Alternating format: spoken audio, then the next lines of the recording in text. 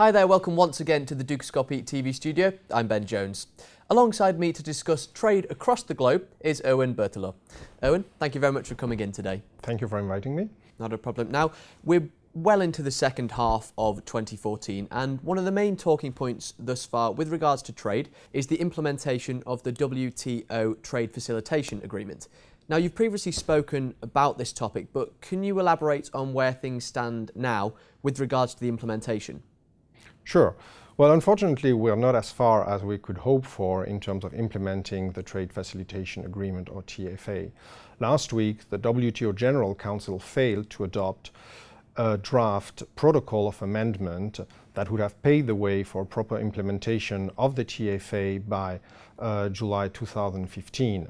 And it has cast a lot of uncertainties about what's going to happen next.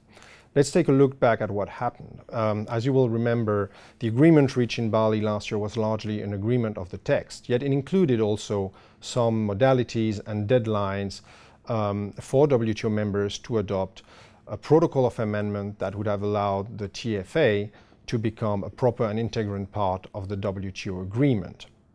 One of these deadlines was 31st of July 2014. And this is a deadline that now we are at high risk of missing.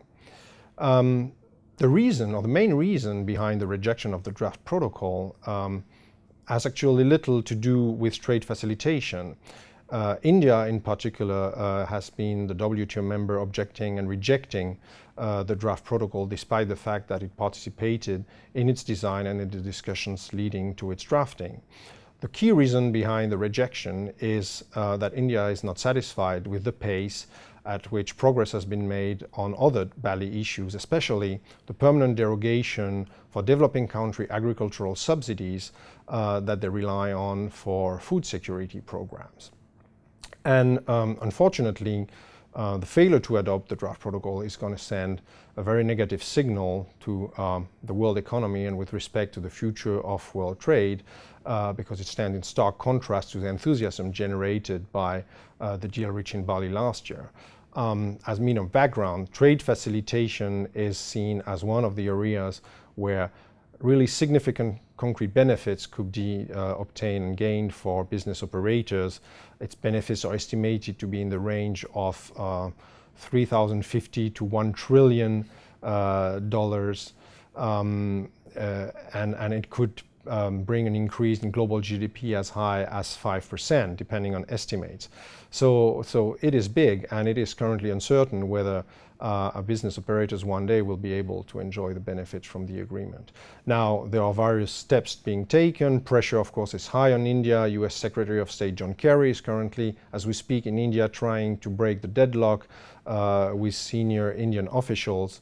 But as a matter of fact, we don't know yet what will come out of this discussion and whether it will be sufficient to ensure progress and timely implementation of the agreement. Okay, now the Transatlantic Trade and Investment Agreement is ongoing as well. There's a lot of support, but on the other side there is a lot of criticism as well.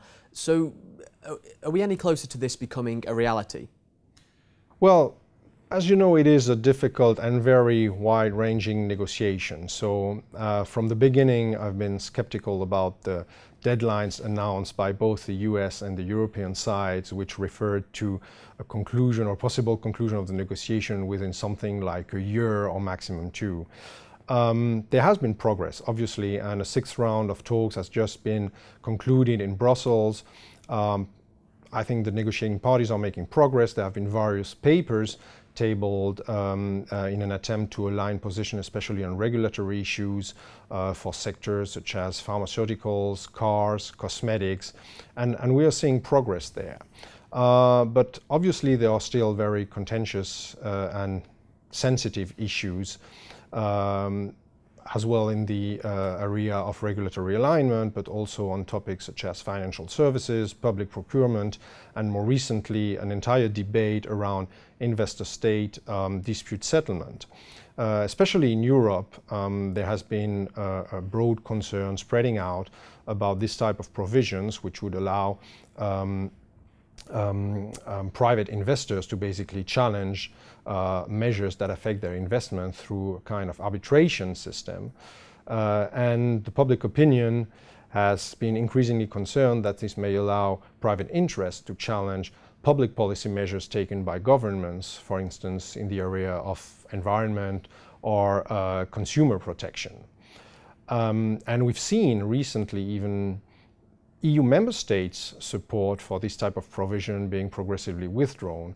Germany, for instance, has denounced similar provision in the context of the EU-Canada Free Trade Agreement.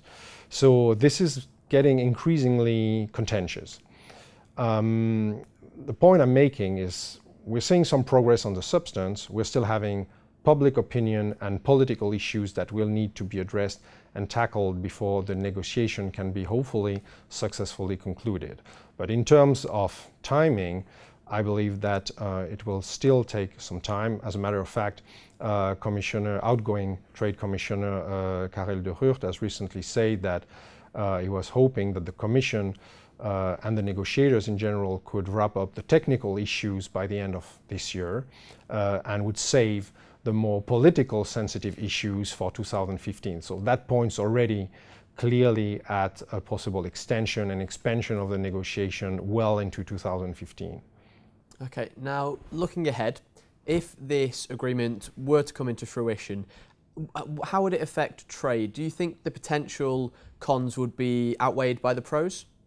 I certainly hope for that outcome, and I think some of the criticisms that are made are not justified. For example, the criticism regarding a possible lack of transparency, in my view, is not justified.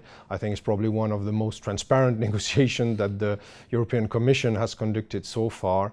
Very different than what we've seen some years ago during the negotiation of the anti-counterfeiting trade agreement that was ultimately rejected. I think the Commission is communicating a lot with a lot of stakeholders and civil society involvement, also working hand in hand with the European Parliament. And this is, I think, one key for the success. This being said, there are definitely political hurdles on both sides.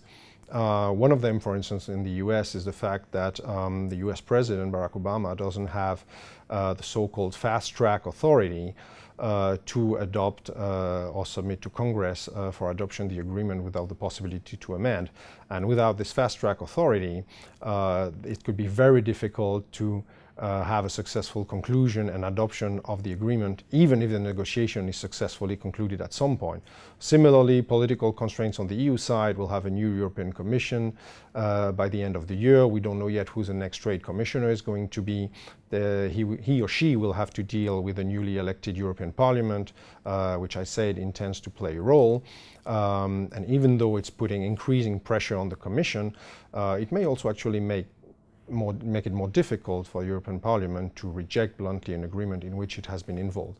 What I'm saying here is that there are question marks and political question marks which may be as difficult to overcome as the actual substantial issues. And I wouldn't be surprised if those actually may be more difficult to overcome in the end than some of the topics on the substance. So I do believe that there are long-term benefits in the TTIP that hopefully will lead to a successful outcome, but we should not underestimate, better said, the difficulties that are lying ahead. Erwan, thank you very much for joining us again. It was my pleasure. Thank you very much. And thank you for watching. Do make sure you keep clicking back to Dukascopy TV, as we'll be bringing you plenty more updates and exclusive interviews. Bye for now.